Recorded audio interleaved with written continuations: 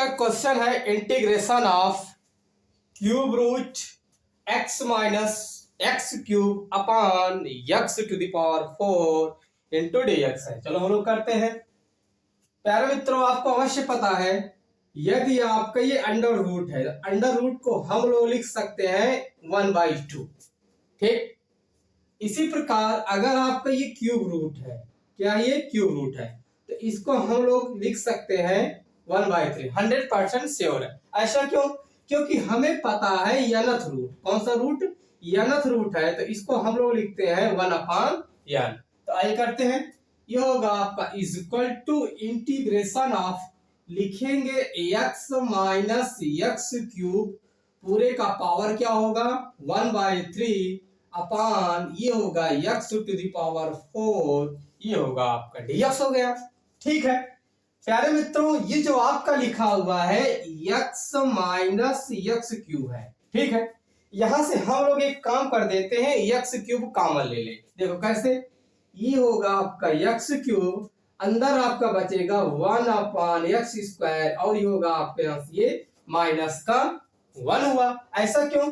जब हम लोग इसको मल्टीप्लाई करेंगे अंदर तो इतना 100% पा जाएंगे। यानी कहने का मतलब होगा आपका x³ माइनस एक्स क्यूब, यानी कहने का मतलब है x³ क्या होगा, कैंसिल हो जाएगा, तब आपको इतना बचेगा जो ये लिखा हुआ है। आइए करते हैं, लिखते हैं is equal to integration of, ये होगा आपका x³ स्मॉल ब्रैकेट के अंदर होगा 1 लिखेंगे x² माइनस हो जाएगा आपका 1 और यहां से काम कर लेते हैं, हम लोग लगा देते हैं स्क्वायर ब्रैकेट, यानी कि बिग ब्रैकेट, यानी कि बड़ा ब्रैकेट। अपान क्या होगा आपका x to the power 4 into होगा आपका dx हो गया। यहां तक आपने अच्छे से किया है। चलिए, आपको एक मैटर पता है, कहने का मतलब है यदि आपका a b है, यानी a इंटू b है और पूरे का पावर क्या है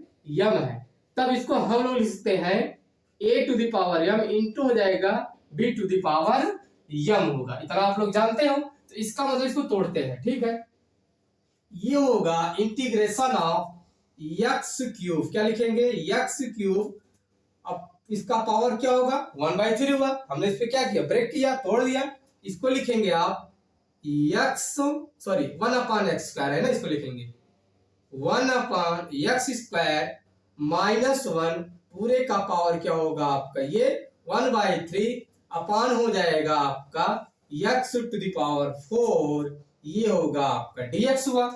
आपको एक बात पता होगा, यदि a to the power m है और इसका पावर क्या है यह है, जब ये पावर के ऊपर पावर होता है तो क्या होता है आपका मल्टीप्लाई होता है, यानी कहने का मतलब हो जाएगा a to the power m n होगा। इसी प्रकार जो आपका x³ है, क्या है x³ है, इसका पावर क्या है 1/3 है, जब मल्टीप्लाई करेंगे पावर के ऊपर पावर की हो जाएगा आपका x³ इंटू हो जाएगा आपका 1/3। ये देखो 3 से 3 क्या हो रहा है, कैंसिल हो रहा है, यानी आपका क्या बच रहा है x अकेले बच रहा है, तो इसको लिखेंगे x, यानी कहने का मतलब होगा आपका is equal to integration of, ये होगा x इंटू हो जाएगा आपका 1/x² माइनस 1 पावर इसका क्या होगा 1/3 अपान x टू द पावर 4, ये होगा dx हुआ।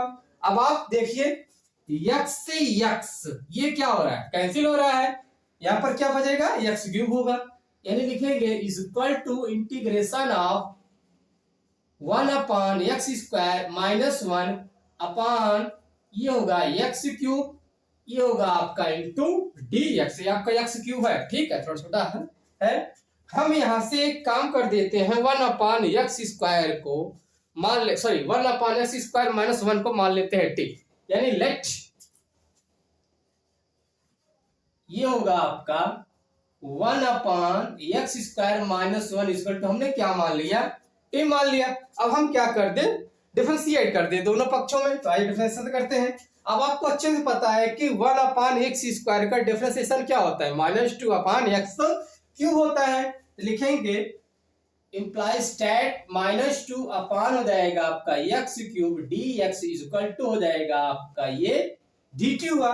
2 जो है हमको राइट साइड कर दे, मतलब दाएं पक्ष में कर देते हैं, यानी कहने का मतलब है इसको हल्का सा हम क्या कर दें, इरेज कर दीजिए। आइए करते हैं, देखो कैसे करेंगे बढ़िया से। एक स्टेप और करते हैं, स्पेशल।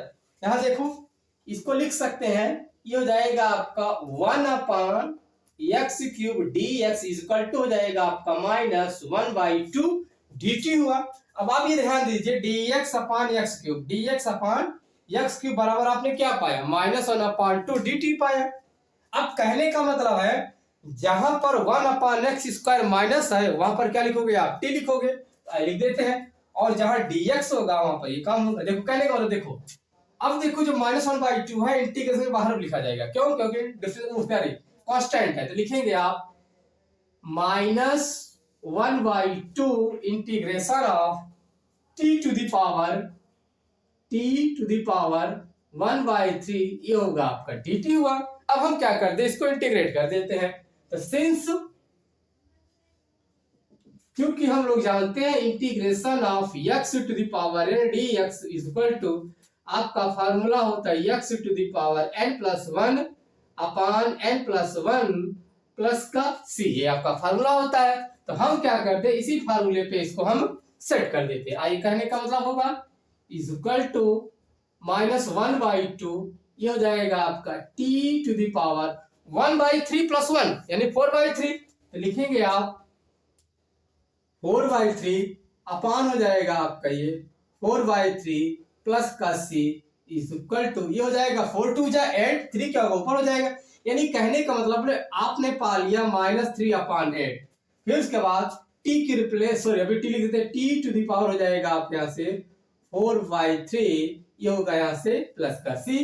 अब हम क्या करें, t के रिप्लेस पे लिख देते हैं, जिसके लिए हमने t माना था। किसके लिए माना था, 1/x² -1 के लिए माना था। तो लिखेंगे आप इक्वल टू -3/8, लिखेंगे यहाँ क्या करते काम हम लोग, स्क्वायर ब्रैकेट लगा दे, बड़ा ब्रैकेट लगा दे, लिखेंगे आप 1/x² -1 पूरे का पावर क्या होगा आपका 4/3 प्लस का c, ये रहा है आपका आंसर। Thank you.